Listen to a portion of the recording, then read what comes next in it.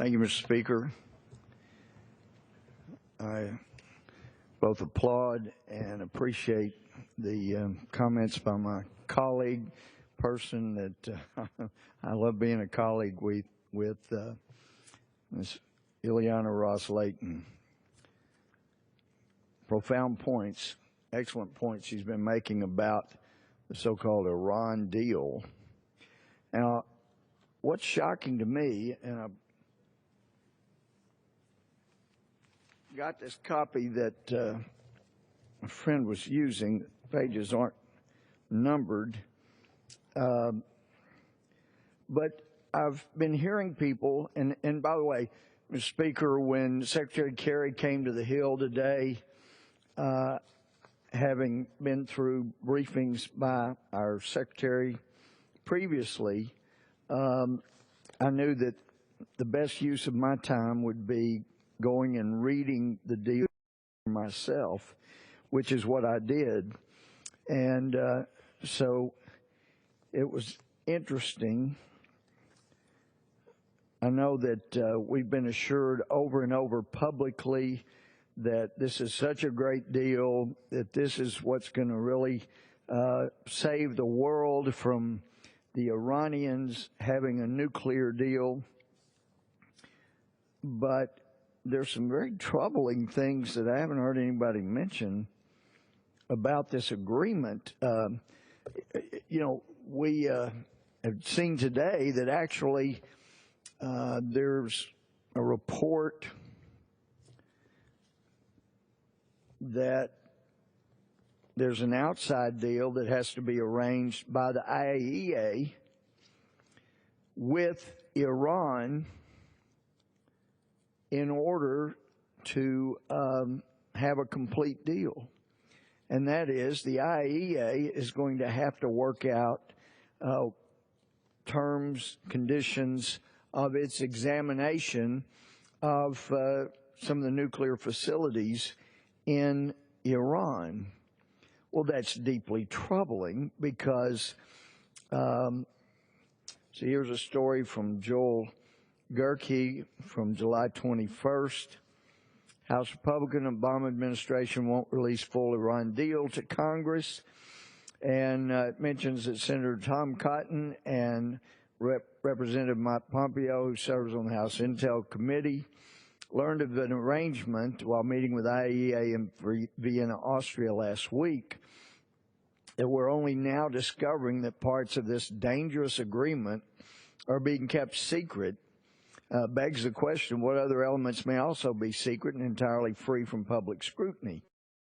So in the meeting with the IAEA, something I've done in the last year and a half, but because of the ban on my using being able to travel by our speaker, because I was hoping to have a different speaker, I'm not able to visit anymore in a room with the IAEA, their office in Vienna. That was immensely helpful to doing the job, but as one of the speaker's folks mentioned, they see taxpayer-funded travel as a reward, and I haven't earned their giving away taxpayer-funded travel. Apparently that is something you earn by voting like you're told to. But in any event, I'm glad that Mike Pompeo and Senator Tom Cotton have been over there and met with them. But there's just so much about this deal that stinks to high heaven, and especially when you see it today, that apparently in the last year or so, there must have been approval for an exception to the sanctions on Iran to allow Iran to have 13 metric tons of pure gold shipped to it from South Africa. And then we find out today that actually the U.S. was releasing $4.2 billion to Iran, apparently in return paying them to sit down and negotiate further. Mr. Speaker, I tell you, our allies have got to be really miffed as they find out more and more about the way this administration operates. If you're our friend, we're going to cut deals with your enemy that create a real issue as to whether or not you may exist in the future. But if you're our enemy, we will pay you just to sit down and negotiate with us. We'll allow you to get gold shipped to you from 13 metric tons. No telling how much grief that 13 metric tons of gold has cost the U.S. I wonder how many American lives have had their demise contributed to because of the gold. How many Christians, how many Jews or Christians around the world have lost their lives as a result of this administration paying the world's leading sponsor of terror all this money apparently just to sit down with them, and releasing all this money in the past just to get them to come to the table. We don't do that with our friends. We don't pay them to sit down with us. But this administration, we'd already seen this in the attempted dealings with the Taliban. Mr. Speaker, it hadn't been that many years ago, it's been since I've been in Congress, that this administration was reaching out to the Taliban that had killed so many Americans and continued to kill Americans. And in fact, under Commander-in-Chief George W. Bush, we lost, I believe it was about 560 precious military American lives in Afghanistan. In that entire 7.5 years, about 7.25 years actually, this president has only been in office 6.5, and under his command, his rules of engagement that cripple our military's ability to defend themselves, this administration and this commander-in-chief's rules, there have been over 3 times that many lost American precious military lives. So, with this president being in command of 3 times the number of lost American military lives in Afghanistan, this administration's approach couldn't learn anything from the mistakes and the successes of the Bush administration. Instead decided to reach out. There are all kinds of reports of their reaching out, their offers.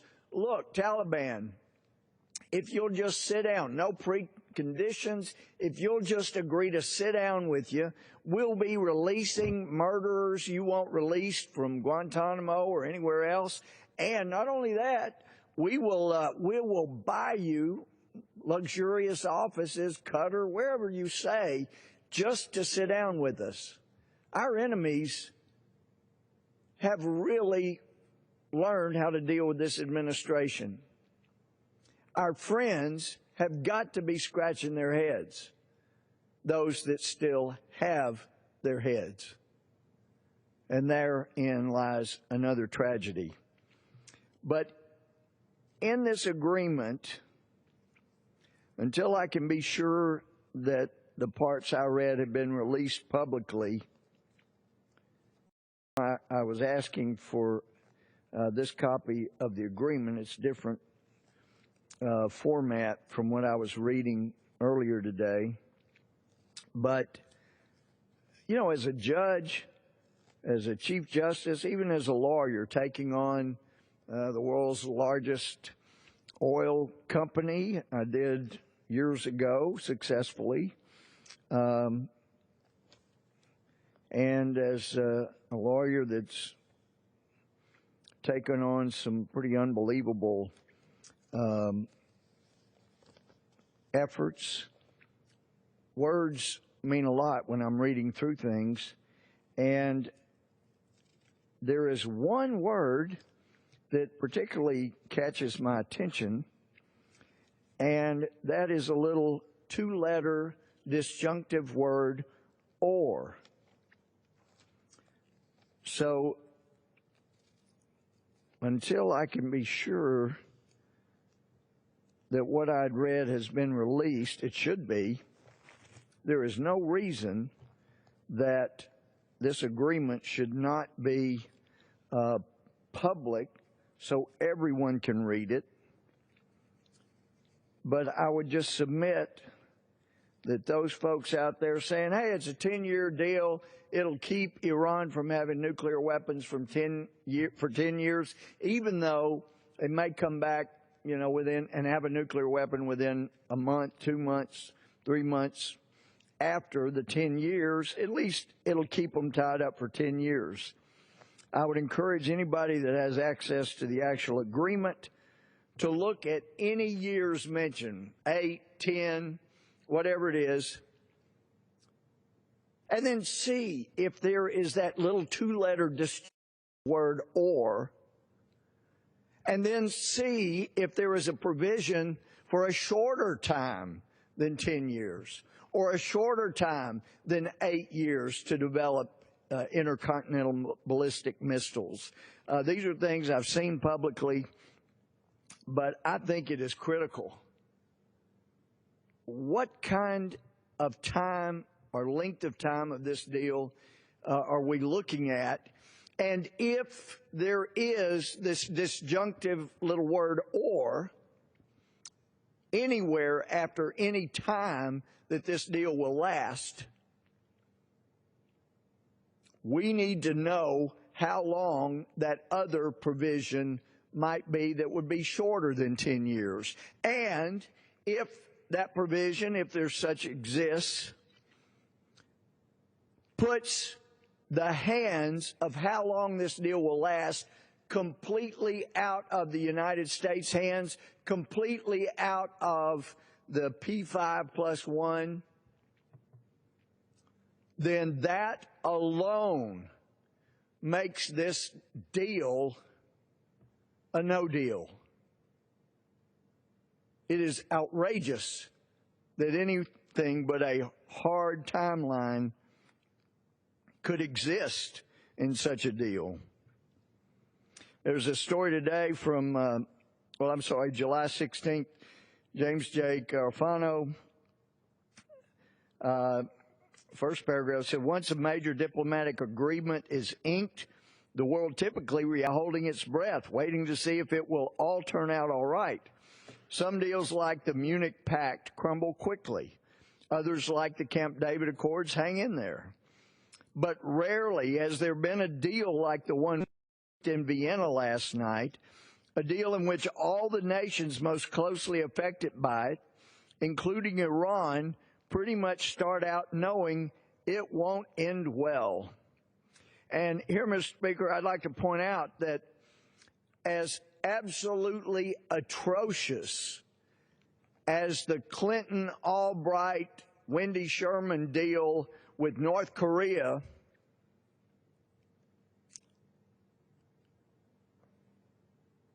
at least South Korea and Japan were involved and present for the talks. Because our allies, Japan and South Korea, were the ones most affected by any deal that the United States cut with North Korea. Now, it was an outrageous agreement. I mean, I was just a district judge at the time, but I knew clearly from history and from current events that a deal that says, here, North Korea, we'll help you build nuclear reactors, we'll give you nuclear material, make sure you got what you need, and all we ask in return basically is that you promise that you will never use any of this stuff to create nuclear weapons. And of course, North Korea jumped on that deal. Different from here, though, the number one most affected country by this deal is our dear friend Israel. Well, this president and all his minions could not get Prime Minister Netanyahu defeated and out of office, as they tried to do, this administration has tried to punish Israel different ways. And those in the administration who really do want to punish Israel, that don't like Israel, they got to be smiling over this deal, because it is absolutely unconscionable what's been done in the deal as it affects the future of Israel. It's just incredible that we could allow this. And then Saudi Arabia, right there in the vicinity, they certainly understand what a bad deal this is. And as we understand it, they're already making clear they're going to have a nuclear weapon. Egypt is going to need a nuclear weapon.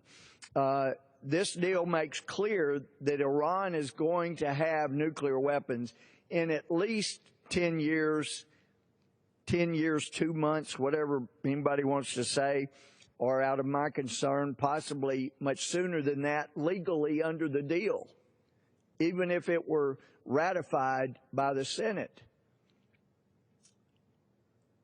So this is of tremendous concern. This is what the entire world, except for the most evil perpetrators in it, is worried most about. A point in world history where there is massive proliferation of nuclear weapons. And it won't do much good to return a Nobel Peace Prize after a president causes nuclear proliferation that leads ultimately to the losses of millions of lives and rampant destruction around the world, and certainly in the Middle East. I mean, we got all these folks worrying about climate change, and here we're on the brink of 10 years at the most before the most terroristic, evil nation, well, that nation's not evil, they're leaders, the most evil leaders in the world have their hands on nuclear weapons that will kill millions of people. Yeah, it won't do much good for all those that lose their lives in a horrible flash if the president sends back his Nobel Peace Prize as being the cause of that. That's why it's so important that we stop this deal. I don't have any belief at all that anybody in this administration wants the world to go up after nuclear proliferation in one big mushroom cloud. I don't believe that. I know that's not true. But that's what their actions, if not stopped by senators and House members, that's what's going to happen. This is not just me saying so. Dr. Carafano says the whole neighborhood will race to go nuclear. The number one concern with the way this deal was structured was that it was bound to accelerate nuclear proliferation. Iran has violated its obligations under the Nuclear Non-Proliferation Treaty and repeatedly thumbed its nose at oversight from the International Atomic Energy Agency, the IAEA. Yet it winds up getting a great deal under an agreement, better in fact than the deal the United States gives its friends and allies through the 123 civil nuclear agreements. If regional powers like Turkey, Egypt, Saudi Arabia believe that the likelihood of Iran getting a weapon is undiminished and the penalty for becoming a nuclear breakout power is plummeting, then the deterrent for them to cross the nuclear threshold drops as well. Tehran gets to keep its vast nuclear infrastructure and its missile program. Goes on to talk about that. Sanctions relief will make the region far less safe. The deal is temporary by design.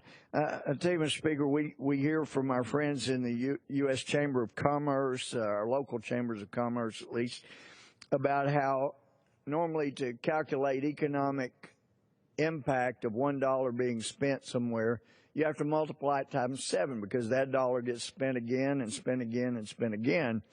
And I would submit that with this deal with Iran, the most evil leaders in the world, the $100 to $150 billion that this administration makes sure they have can't just be limited by $100 to $150 billion when it comes to the calculation of evil that will result from that money. We can be sure that since Iran sponsors terrorism around the world, that it will spend a lot of that money creating terrorism with other terrorists and with other evil people. And those evil people will then be able to take the billions of dollars they get from Iran and spend that for their evil purposes with other evil people. So you may be looking at really $1 trillion by the time money gets spent when you look at it as chambers of commerce normally do. The potential for evil for the $100 to $150 billion going to an unrepentant sponsor of world terrorism is really dramatic. It's just incredible that this is happening on anybody's watch, Republican, Democrat, it doesn't matter. It is incredible.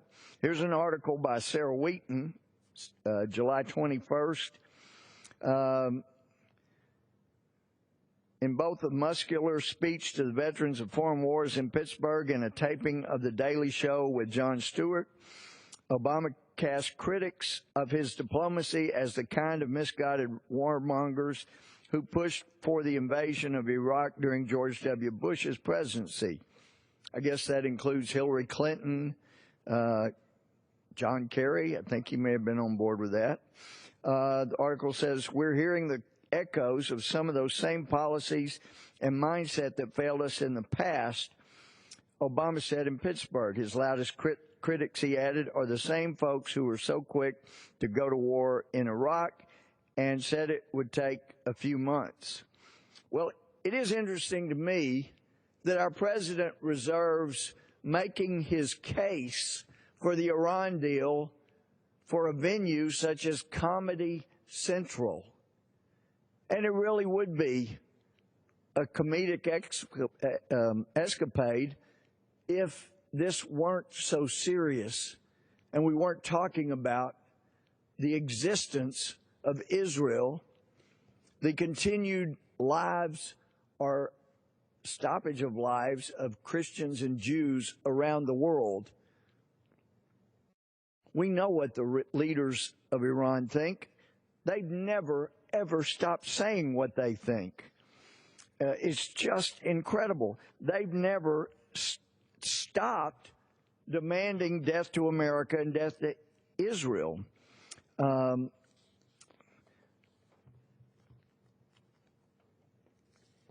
See this article by Ralph Sanchez from July 21st.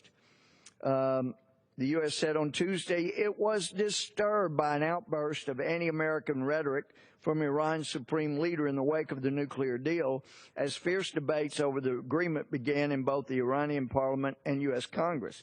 John Kerry, the U.S. Secretary of State, said he was troubled by a fiery speech in which Ayatollah Khomeini promised to continue fomenting unrest across the Middle East and said Iran's policy towards the arrogant U.S. will not change. Quote, if it's policy, it's very disturbing, it's very troubling, and we'll have to wait and see. No, we shouldn't have to wait and see. When Iran's evil leaders say they're going to keep fomenting trouble, they're going to keep killing Christians and Jews across the Middle East, they're going to keep killing moderate Muslims in the Middle East, we should not wait. We should take them seriously. And they're saying it while the deal is still not affirmed and ratified here in the United States. You would have to be a bloomin' idiot to make a deal with people who are saying they're going to take the money they get from this deal and kill Americans, kill Christians, kill Jews, and give them the money anyway.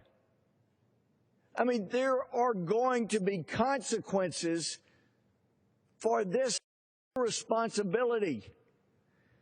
And, Mr. Speaker, I would just encourage anyone who has access to an updated copy of the Iran deal, look to see for sure if it's limited to a 10-year deal. Or perhaps could somebody do an inspection and say, oh, it's all good. Maybe it's a 5-year deal instead of a 10-year deal. When the person making the agreement has no power after the deal is signed, sealed, and delivered over when that deal ends, it's not a deal that should be made. That alone ought to be enough to make anyone walk away from it. So, Mr. Speaker, I am immensely concerned for our friends around the world. And I've mentioned numerous times, and I keep going back to the words of a West African named Ebenezer, senior citizen there in West Africa, who explained how excited they were when we elected our first black president, but they have seen America get weaker, and he begged me to tell people in Washington that when we get weaker in America, they suffer more around the world, and specifically in Africa. Those words still bother me. This deal with an evil group of leaders in Iran is going to spell death down the road for masses of people if we don't get it stopped. So, Mr. Speaker, that's my plea. Let's stop the deal for the good of the world. And with that, I yield back. Gentleman yields.